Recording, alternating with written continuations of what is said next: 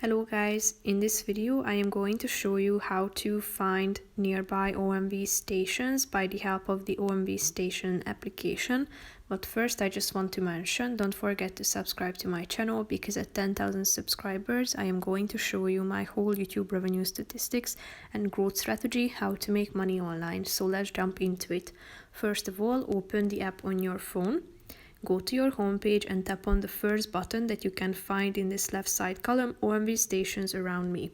Here you are going to find a map containing all of the OMV stations nearby, so tap on the relevant one. Here you can check them out, indicated with this OMV icons. Tap on this button next to it to check it out. You can see the distance, the current address, the opening hours, the phone number, facilities, and the fuel prices can also appear at this section. So if you want to check out the current or the more precise location, zoom in and out on this map that you can find at the top of the screen. If you would like to add this station to your favorites, tap on the star icon in the right side of the screen.